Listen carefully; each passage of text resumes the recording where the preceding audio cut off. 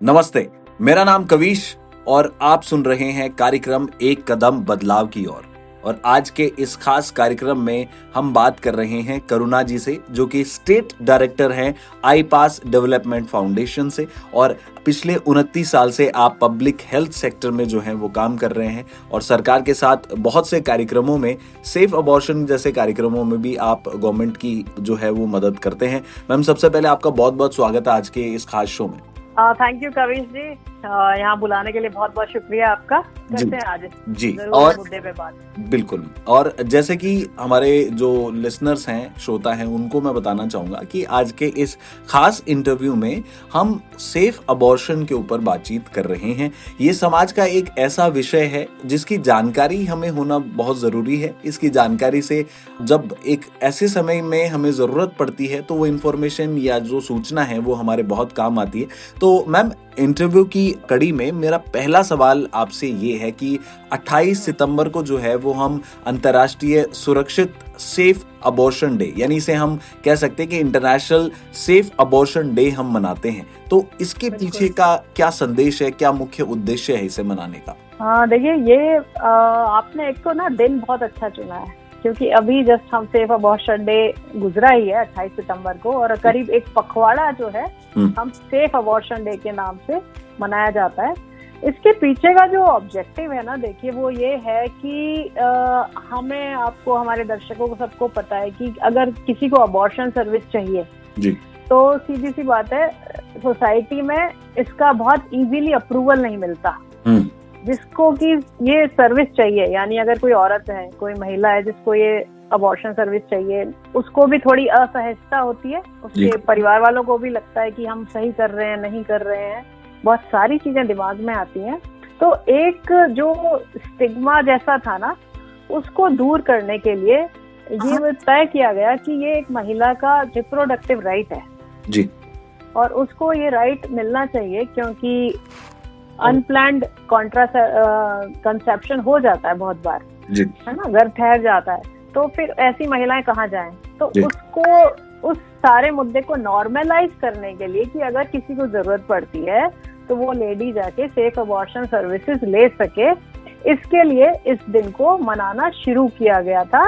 और इसकी शुरुआत लैटिन अमेरिका से हुई थी 1990 में, और उसके बाद ये हर साल ये दिन सेफ अबॉर्शन डे के नाम पे मनाया जाता है, ताकि महिलाएं ज्यादा से ज्यादा पर्टिकुलर चीज को लेके परेशान ना हो। अगर ऐसा कुछ हो जाता है तो वो एक कदम आगे बढ़ाएं, और बहुत सारी जगह सर्विसेज अवेलेबल हैं, उन सर्विसेज को लें और टेंशन फ्री रहें।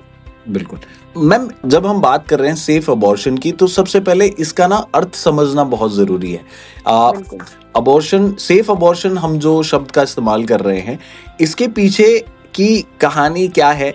एक किस केस के अंदर, या एक आम जो महिला होती है उसको इसकी जरूरत कब महसूस होती है, या फिर इसके पीछे क्या का जो कारण है इस शब्द को इन्वेंट करने का, या इस पूरी प्रोसेस को इन्वेंट करने का, वो किस तरीके से हम समझा सकते हैं? हाँ, देखिए, ये तो बहुत ही वैलिड क्वेश्चन है कि हम इसको पर्टिकुलरली सुरक्षित हमने शब्द क्यों लगाया, सेफ क्यों बोलने लग गए जी। इसके पीछे रीजन ये है, देखिए, कि 1971 से पहले हमारे यहाँ एक कोई ऐसा नियम कानून नहीं था कि भाई ये अबॉर्शन का कानून है। 1971 में कानून को लाया गया, उसको हम बोलते हैं MTP act, medical termination of pregnancy act. ठीक, उस एक्ट को लाने का कारण ही ये था कि जो अबॉर्शन सर्विसेज हैं हम उनको सेफ कर सकें, क्योंकि उससे पहले, क्योंकि कानून नहीं था समाज में, मैंने आपको जैसे बताया, सोसाइटी में स्टिग्मा था, बहुत इजीली लोग एक्सेप्ट नहीं करते कि अगर किसी को प्रेगनेंसी हो गई है तो वो अबॉर्शन करा ले। अलग अलग तरह की मान्यताएं हैं, सोच है, अपनी अपनी वैल्यूज हैं इसके लिए। तो फिर लोग, क्या था कि हमारी जो लेडीज थी, विमेन, हमारे पूरे देश में, बल्कि मैं तो बोलती हूँ संसार में ही ऐसा था, हालांकि वहाँ ऐसे एक्ट नहीं है, हम लकी हैं कि इंडिया में ये एक्ट है। तो फिर ये होता था कि ये लोग इधर उधर छुपके, चोरी छुपके, जिसको बोलते हैं ना बैक स्टेज अबॉर्शंस कराते थे, ताकि किसी को पता ना चले। नहीं तो लोग सोसाइटी में क्या बोलेंगे, घर में क्या बोलेंगे, सास ससुर क्या बोलेंगे जी। तो बहुत सारे इन चीजों की वजह से ये अनसेफ हो जाता था। ऐसा नहीं कि तब नहीं होता था, तब भी लोग अबॉर्शन तो कराते थे, लेकिन क्योंकि अब इसको इतना स्टिग्मा इससे जुड़ा हुआ था तो वो बहुत अनसेफ था। लोग छुप छुप के कराते थे, सही जगह पे नहीं जाते थे, किसी मेडिकल डॉक्टर के पास जाके नहीं कराया। तो फिर सरकार ने इसका जब पता चला कि ये ऐसी स्थिति है तो सरकार ने निर्णय लिया कि एक एक्ट ही क्यों ना बना दिया जाए जी, जिसमें इसको हम सेफ ही कर दें। हम लीगल जब किसी चीज को कर देते हैं तो वो अपने आप एक बहुत अच्छा रूप ले लेती है और लोगों को जब लगने लगता है कि नहीं इसके लिए तो एक एक्ट है, तो मैं जो करने जा रहा हूँ या जा रही हूँ वो कोई अपराध नहीं है। तो इसमें क्या है, उस लेडी को भी लगता है कि नहीं मैं तो वही कर रही हूँ जो सरकार ने जिसको लीगल बोला है, और जो डॉक्टर है उसको भी करने में बड़ा इजी लगता है उसको कि हाँ भाई एक एक्ट है, उसके अकॉर्डिंग मैं एक सर्विस दे रहा हूँ उस लेडी को जिसको की जरूरत है। तो ये एक रिप्रोडक्टिव राइट की तरह रिकॉग्नाइज किया गया जी। और फिर इन अबॉर्शन सर्विसेज को सेव करने के लिए ये एक्ट बनाया गया। अब दूसरी बात, ये तो एक एक्ट की बात हो गई। अब क्योंकि देखिए एक्ट्स बहुत सारे हैं, है ना, और बहुत सारे एक्ट्स की पालना नहीं हो पाती या हम बोले अवेयरनेस भी नहीं है पब्लिक में। तो अगर अबॉर्शन की बात करते हैं तो ये सेफ कब है, तो ये सेफ तभी है जब पहली बात तो कानून के दायरे में है और कोई भी लेडी जिसको अनवांटेड प्रेगनेंसी हो गई है, यानी कि उसको वो प्रेगनेंसी नहीं चाहिए, तो वो इस कानून के अंदर अलग अलग कैटेगरीज बनाई हुई हैं कि अगर मान लीजिए 9 वीक्स तक का ही है प्रेगनेंसी तो वो इजीली कहीं भी जाके नियर बाय फैसिलिटी पे उसका मेडिकल अबॉर्शन भी किया जा सकता है जी। मेडिकल अबॉर्शन यानी गोलियों से, तो वो बहुत इजी है और पूरी कॉन्फिडेंशियलिटी रहती है। लेकिन मैं बोलूंगी वो होना वहीं पे चाहिए जहाँ पे कि हमारा डॉक्टर भी एलिजिबल है, क्योंकि हर कोई डॉक्टर नहीं दे सकता। तो सेफ में एक तो कि हम अपना जो प्रेगनेंसी है उसकी लिमिट कितनी है, वो 9 हफ्ते का है, 20 हफ्ते का है, 24 हफ्ते का है या उसके बियॉन्ड है, ये तो कुछ कैटेगरीज है। फिर कि हम करवा कहाँ रहे हैं, तो वो एक एलिजिबल डॉक्टर होना चाहिए जो कि या तो कोई गायनेकोलॉजिस्ट हो या फिर मेडिकल ऑफिसर हो जिसकी गवर्नमेंट ने ट्रेनिंग करवा रखी है, प्रॉपर 12 दिन की ट्रेनिंग होती है जिसको हम कॉम्प्रिहेंसिव अबॉर्शन केयर ट्रेनिंग का सर्टिफिकेट भी उसको मिलता है। और इसके अलावा एक और ट्रेनिंग होती है जिसमें सिर्फ मेडिकल अबॉर्शन सिखाया जाता है, तो वो डॉक्टर क्या है सिर्फ 9 हफ्ते तक का मेडिकल अबॉर्शन कर सकता है। उसके अलावा गायनेकोलॉजिस्ट हैं हमारे, वो तो क्योंकि जैसा सभी को पता है वो तो कर ही सकते हैं जी। और अगर उसके भी बियॉन्ड मान लीजिए 24 हफ्ते भी क्रॉस कर गए तो कुछ परिस्थितियों में उसमें भी अलाउ किया हुआ है एमटीपी एक्ट में, उसकी हम आगे बात करेंगे। तो एक तो हमें प्रेगनेंसी की गेस्टेशन लिमिट कितनी है जी। हम करवा कहाँ रहे हैं जी। है ना, और उसके साथ ही किससे करवा रहे हैं, ये 3 चीजें अगर हम सही तरह से समझ लें तो वो सुरक्षित हो जाएगा जी, सेफ हो जाएगा जी। ये है इसी में जब हम बात करें, क्योंकि ये बहुत ही ज़्यादा इस विषय के बारे में जो है वो एक तरीके की गवर्नमेंट भी जो है वो अपनी कुछ गाइडलाइंस रखती हैं, इसके कुछ कानून हैं, इसकी कुछ पात्रताएं हैं। तो यदि हम बात करना चाहें कि इसके कानून और इसकी पात्रता जो है वो क्या कहती है इसके बारे में। हाँ जी, ये जो एक्ट है ना 1971 का एमटीपी एक्ट, इसको समय समय पे इसमें अमेंडमेंट किए जाते हैं क्योंकि चीजें बदलती हैं समय के साथ, और समय के साथ सभी बहुत सारी रिसर्च होती हैं और जैसे जैसे काम होता है तो और समझ आता है कि नहीं इसकी भी जरूरत है, ये भी ऐड किया जाए, ऐसा किया जाए। तो इसीलिए इसमें क्या है कि जो एक्ट है उसमें मैंने अभी जैसे पहले ही बताया था 3 कैटेगरीज बना दी उन्होंने हमारे इस एक्ट में, है ना।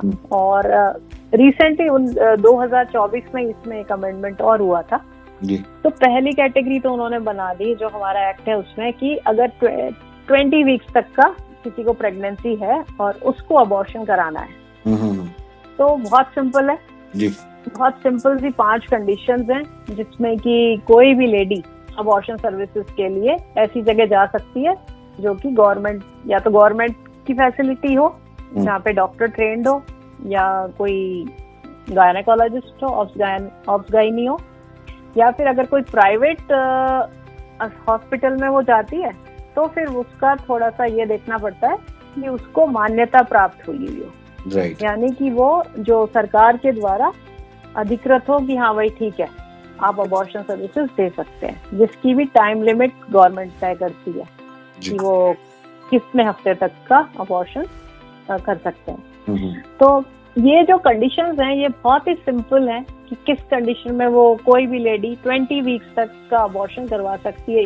एक तो ये है कि भाई अगर सपोज करिए वो उस प्रेगनेंसी को मान लीजिए कंटिन्यू करती है तो उसकी लाइफ को ही रिस्क है, राइट, ये तो एक हो गया है ना। सेकंड ये हो गया सपोज करिए वो अगर कंटिन्यू करने से उसकी मेंटल हेल्थ को या फिजिकल हेल्थ को किसी तरह का जोखिम है, रिस्क है। तीसरा हो गया कि कोई कॉन्ट्रासेप्शन यूज कर रहे थे वो लोग लेकिन वो फेल हो गया, राइट, ठीक है। और एक हो गया कि अगर मान लीजिए आप हमें ये पता चलता है कि जो अंदर फीटस है उसमें किसी तरह की एबनॉर्मेलिटी है, कि वो भाई बाहर जब वो अगर पैदा होगा तो या तो ठीक से वो डेवलप ही नहीं हो पाएगा या आने के बाद अपनी जिंदगी ठीक से जी नहीं सकता। और जो एक और बहुत इम्पोर्टेंट है वो ये है कि अगर वो रेप से या किसी यौन उत्पीड़न की वजह से वो प्रेगनेंसी ठहरी है तो वो तब भी वो उसका राइट है, वो इजीली कहीं भी किसी भी फैसिलिटी पे जाके 20 वीक्स तक का अबॉर्शन करवा सकती है। फिर एक जो नेक्स्ट कैटेगरी है वो इससे थोड़ी हायर गेस्टेशन की है, गेस्टेशन यानी प्रेगनेंसी की जो उम्र होती है तो वो है 20 से 24 हफ्ते तक की जी। अब इसमें ये सब तो है ही, लेकिन इसमें क्या है कि ये सपोज करिए एक जो रेप तो है ही, लेकिन इसके साथ मान लीजिए किसी का प्रेगनेंसी के दौरान मैरिटल स्टेटस बदल जाता है।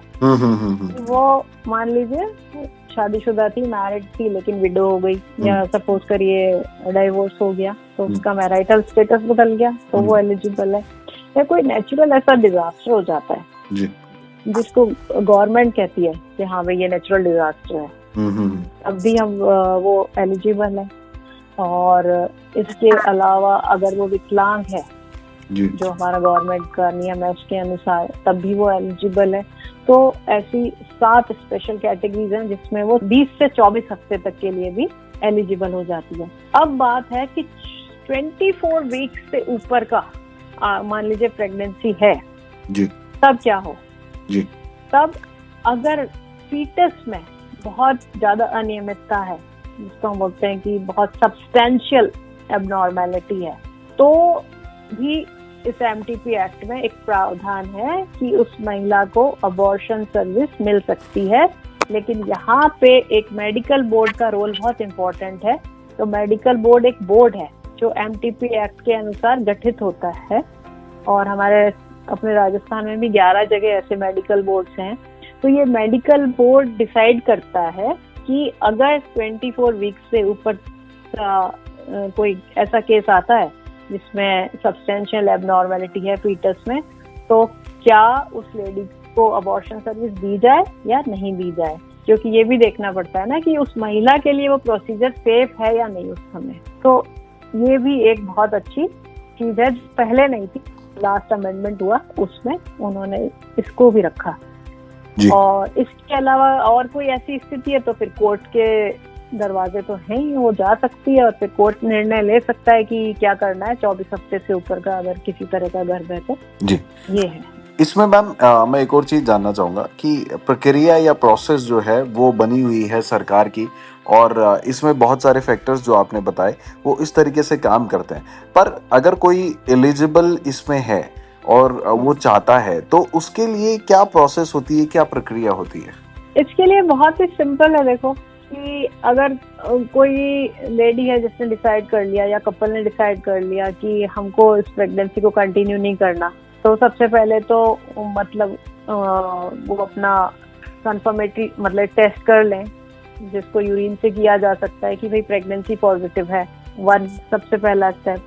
सेकेंड स्टेप ये है कि उसको नियरेस्ट फैसिलिटी कहाँ पे है, ये थोड़ा सा देखना पड़ेगा, है ना। अगर वो सिटी में रह रहे हैं तो जिला अस्पताल जितने भी हैं सब जगह सर्विसेज हैं, और अगर रूरल एरियाज में है तब भी बहुत सारे जो प्राइमरी हेल्थ के PHCs हैं, CHCs हैं, इनमें ये सर्विसेज हैं। वहाँ जाने पे अगेन एमटीपी एक्ट यहाँ पे वो जो उसके दायरे में रह के ही ये सारी सर्विसेज दी जाती हैं।